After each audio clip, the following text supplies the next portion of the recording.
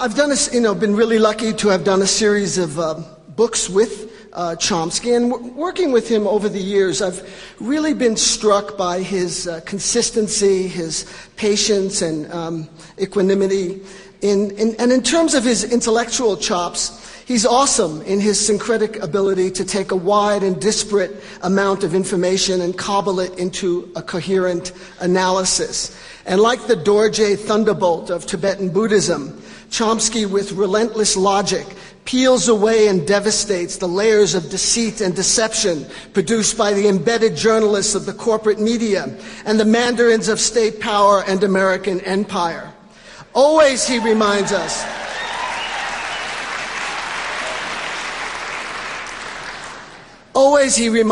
as he did this afternoon on the lawn of the Boulder Public Library, addressing a large gathering there, that the responsibility is up to us. We, the citizens, really must change the society and culture if we want to see a world of peace and social justice and democracy in this country. Earlier, David Horowitz. But Chomsky does have his critics, and one must acknowledge them, and one of the leading critics is someone named David Horowitz. He wrote an article called The Sick Mind of Noam Chomsky.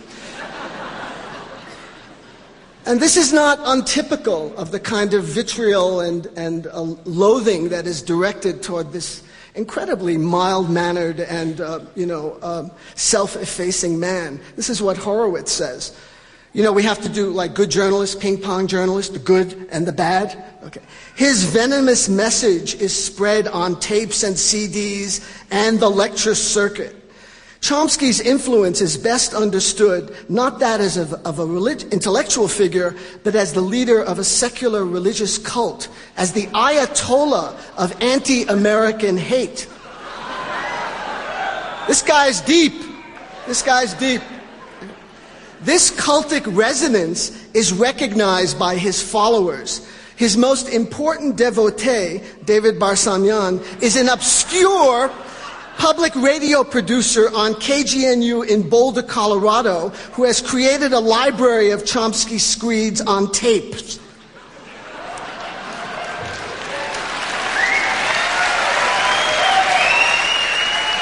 All right. Fair and balanced. We report, you decide. Well, Chomsky at 74 is indefatigable. He spoke last night before thousands in Denver. He's leaving early in the morning to give 2 talks in Los Angeles. He is, as Bono of U2 once called him, a rebel without a pause. And he draws huge audiences wherever he goes, and he's literally booked years in advance. As he once told me, I'm not a charismatic speaker, and if I had the capacity to do so, I wouldn't use it. I'm really not interested in persuading people. What I like to do is help people persuade themselves.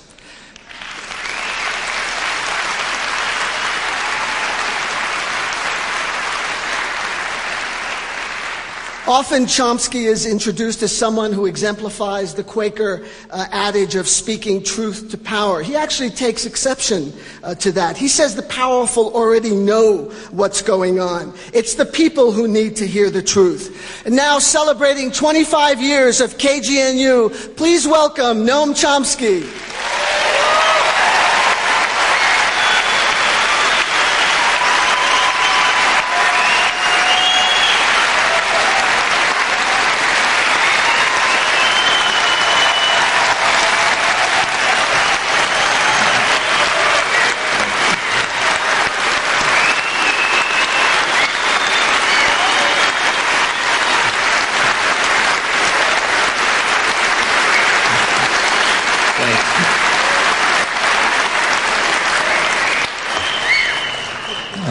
One of the things I've learned from many years of not being a charismatic speaker is that my voice doesn't carry very well. So tell me if you can hear me before I... Okay? Yeah. We're all aware that right at this moment, bodies are being torn to shreds by infernal weapons.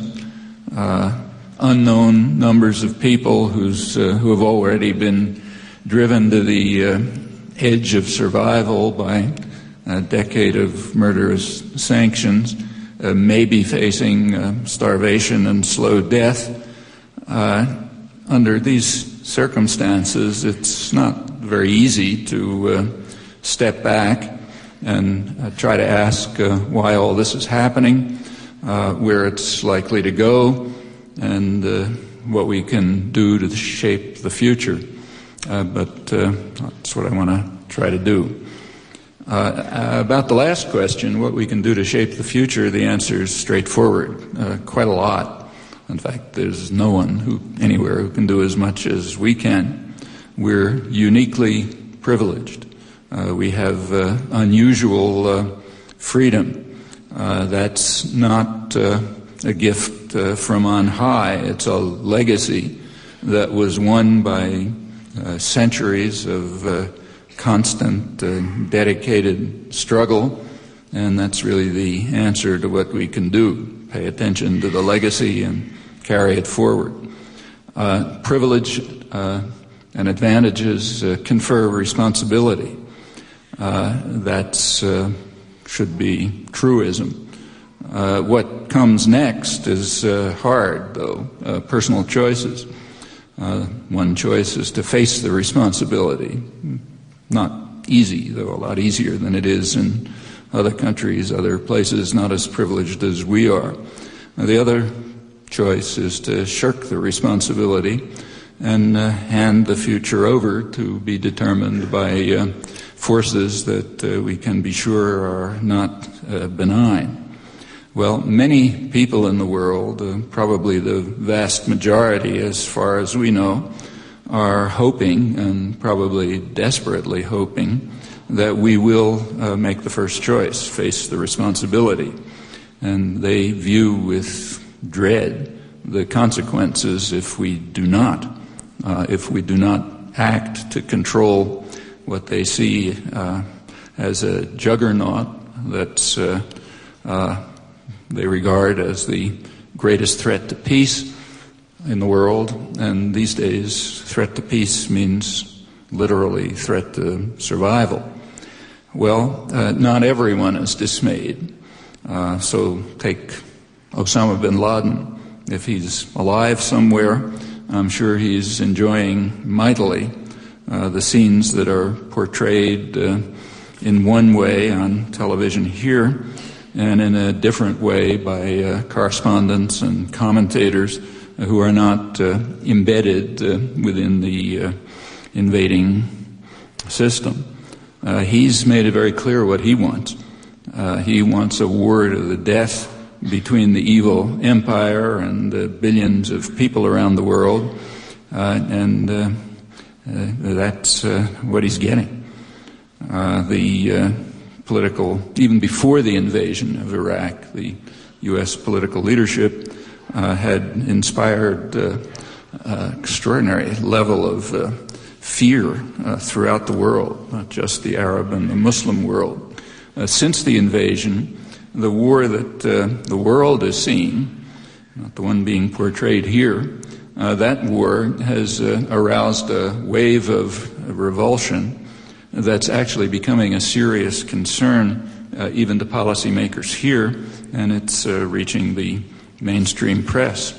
So just in the last few days, the mainstream press has been publishing lead articles about it. They report, give you some quotes, a growing hatred of America, regarded as a violent aggressor, a cruel aggressor that's relying on overwhelming force to crush anyone who's in its way, and worse still, it seems to be rejoicing in its ability to destroy a defenseless enemy, people shooting with rusting rifles at tanks and bombers.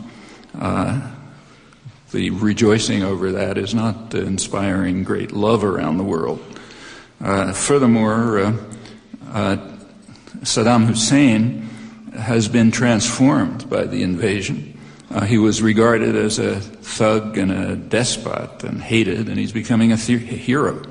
A brave, I'm quoting again, a brave and noble man. His praises gush from the lips of Arabs from nearly every walk of life. I was quoting long experienced American reporters in Jordan in this case. The director of the Center for Strategic Studies in Jordan says that without doubt Saddam now occupies the high moral ground across the Arab world, and he finds that very disturbing. Thinks it's going to cause huge problems for countries like Jordan and Egypt, especially if there's any step towards democratization, because the voice of the people is heard. He knows what voice it's going to be. It's going to be the voice of radical Islamists who are calling for a war against America, and also secular nationalists who despise Saddam Hussein but now admire him because he's standing up to the savage Americans and no one else is. And in death, he's likely to become an even greater hero. There have been polls recently taken by American academics of the Arab world. And what they find is also a cause for a lot of concern. A huge majority from all over, from Morocco to the Gulf states and Lebanon, a huge majority want Islamic clergy to play a greater role in government. About 95% are convinced that the United States has no interest in the region beyond maintaining control over its oil. And incidentally, those concerns go back 50 years. That was the reason for what President Eisenhower called a campaign of hatred against us in the Arab world back in the late 1950s. Nothing new about it. They're convinced now, too, that the U.S. has no interest, and he, incidentally, and his staff concluded that that was correct. That is their interest. And they were supporting oppressive and governments and preventing development because of the interest in maintaining control over Middle East oil. That's the 1950s, not today. Now, 95% are convinced that that's still the interest, along with protecting Israeli power and humiliating Arabs and Muslims, or anybody who's in the way, relying on the fact that they have an overwhelming monopoly of violence. By now, they even speak of Saddam Hussein with reverence, even though they hate him as a murderous tyrant. Well, one recent story, and the big long story in the Washington Post about all this, opens by saying something ominous is brewing that does not portend well for the United States. And that's an understatement. It does not. That's quite an achievement by George W. Bush and his associates. These discussions are referring to the Arab and the Muslim world. Actually, that's the world that they claim to be liberating. In fact, it extends far beyond. It seems to be worldwide. It's not the last few days, though it's gotten much more extreme. If somebody was watching all of this from outer space, they might be led to believe that George Bush was embedded in the White House as an agent of Osama bin Laden. He's certainly acting that way. We can...